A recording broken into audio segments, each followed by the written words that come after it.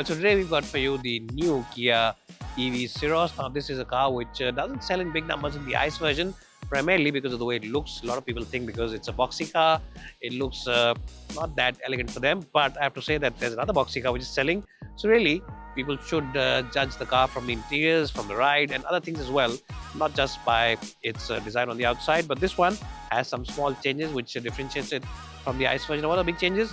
Now, this particular area is the same, but the lower part of the bumper has been replaced. There has been some changes over there, especially over here for the fog lamp unit. And you also get a new design over here for the middle part. But the digital tiger nose grille, which was there before, is also still the same. You get these daytime running lamps, DRLs, all connected beam.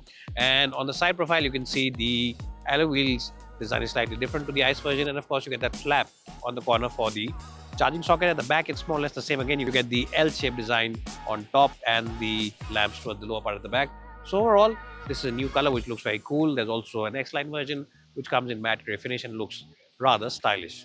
What do you think of the looks on the outside? You can let me in the comment section below. I think this boxy design on the exterior reveals a very roomy interior, and we'll show you that now. Well, so now I'm inside the cabin of the new Kia Syros EV, and as you can see, it's the exact same cabin which you get on the ICE version, and that's a good thing because the ICE version also has the best-in-class overall plastic quality, overall ergonomics, and just the vibe inside the cabin is very positive, very nice cabin. So you get the best in terms of the quality for the AC vents, the switches, the volume rocker, and the steering wheel also is nice to hold. It's not completely round. There's a little bit of flat element on top and over here, so it's quite nice and sporty as well. And you get lots of controls. Now, where is the gear lever? You might be wondering where's the gear lever because there's nothing over here. Well, the gear lever is placed over here, just next to where the indicator stalk is, and that frees up a lot of space over here, which means that you can place a lot of objects.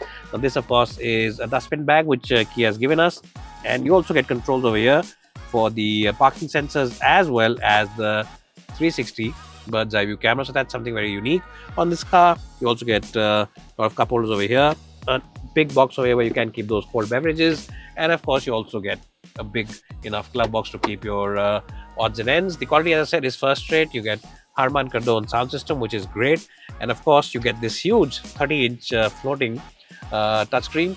Now this one is 12.5 inches over here for the infotainment, 12.5 inches here for the drive instrumentation, and the middle one over here, the remaining inches, are for the AC controls. But most people are going to control the AC via these manual buttons over here. So this one is a bit of an overkill, but it does look nice.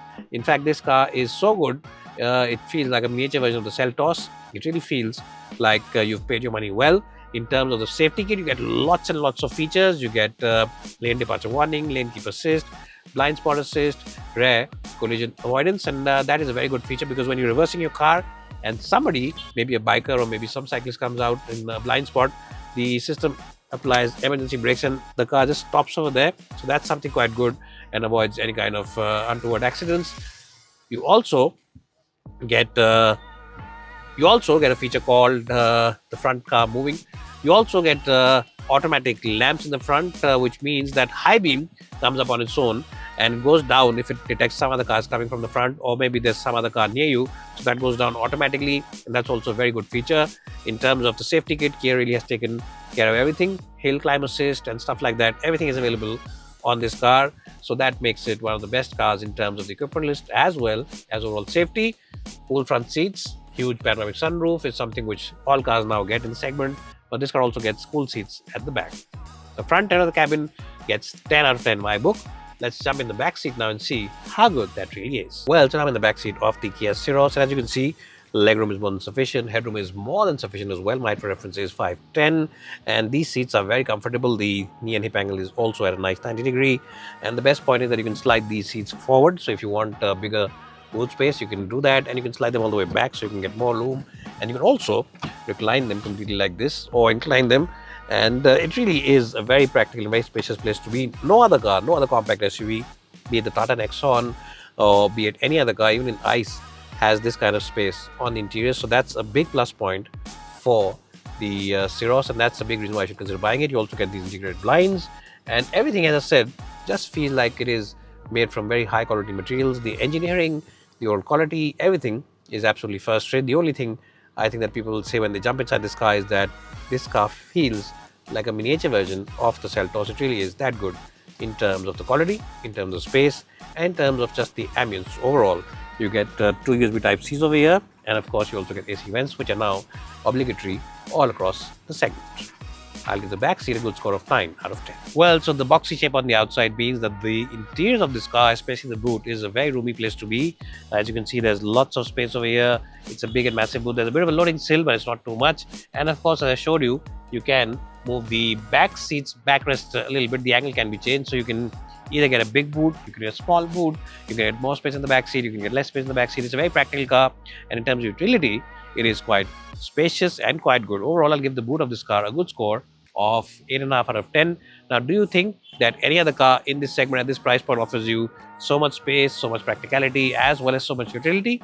Let me know if you think so in the comments below, but I really don't think so. Now, let's take this car out for a drive and see what that new drivetrain is like to drive. Well, so now I'm driving the Kia Syros EV. This is the bigger battery pack, more powerful version, 170 PS. That's what Kia is telling us on the new car, and I have to say that immediately you'll notice that the power is instantly available, and if you press your foot completely down, you will absolutely fly in this car. You'll absolutely fly, so you have to be a little careful when you apply the throttle, because this car is very quick in terms of the power delivery. But I have to say that it's a very quiet and very peaceful cabin. They've used very good sound deadening materials. Sound insulation is very good. The suspension works really well, and even though it has these 17-inch wheels, you might say that, on 17-inch wheels there might be some issues, but not at all. It feels nice and relaxed, and I think that it is a very relaxing car to drive. We've been driving it around for some time now, and I have to say it feels good. You also get these different driving modes, so you can choose the sport mode, and immediately you'll feel the steering wheel becomes a little more heavier, and the engine, or the drivetrain rather, suddenly becomes a lot more alert. Now the range also drops dramatically. We were showing you around 480, suddenly it's gone down to around 440, so there's almost a 20% drop in the range. If you put it on eco mode, then it goes up slightly, and then of course if you use the normal mode, which is a mix of both, then it picks up a bit again.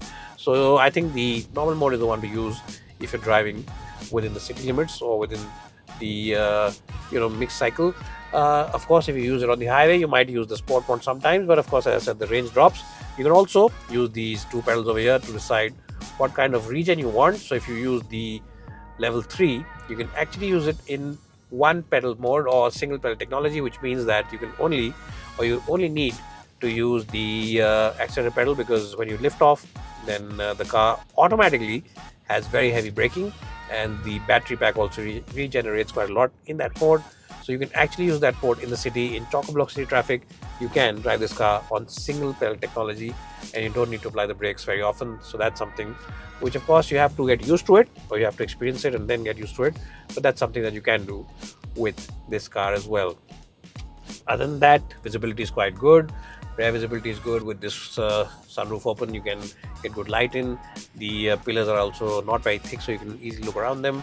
And if you see, the center of the windscreen and my hand is at a long distance, so it feels like a nice and airy place to be in. That's also something good. The steering wheel input is good.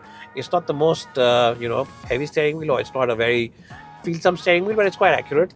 And of course, this isn't the sports car. It's not a car which will take on a track. So don't expect Skoda Kayak-like behaviors, and don't expect Ford EcoSport-like behaviors, which is my favorite car in the compact SUV segment even now in terms of driving pleasure.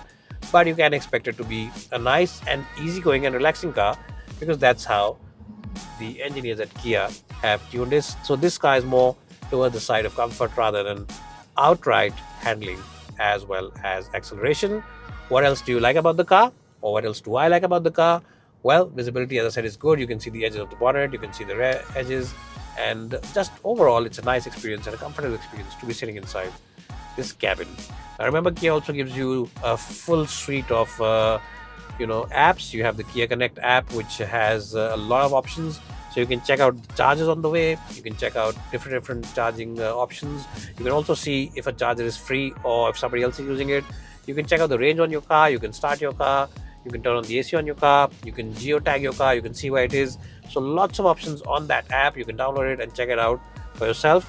And it makes living with the EV much more easier and much more hassle-free than what people think it is. So Kia really has taken care of everything They'll tell you when the car needs servicing, when the car is having a battery issue or some issue, and of course with the new battery as a service option, the car's pricing has also become a lot more affordable. In the driving department, I'll give this car a good score of 8.5 out of 10. Very enjoyable to drive, very relaxed to drive.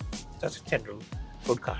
Well, so what's my overall verdict with the new Kia Syros EV? Should you buy it? Should you consider it? Or should you avoid it? Well, I think that it's a very roomy car. It's got the best features, the best safety kit, and of course, one of the best ride qualities that this segment has to offer. And really, if you compare with other rivals, I think the interior quality and space is really something that you need to consider before you make a buying decision. I'll give this car a good score of 9 out of 10. You should definitely keep it in your shortlist and go ahead and check it out at a Kia dealership near you. Thanks for watching.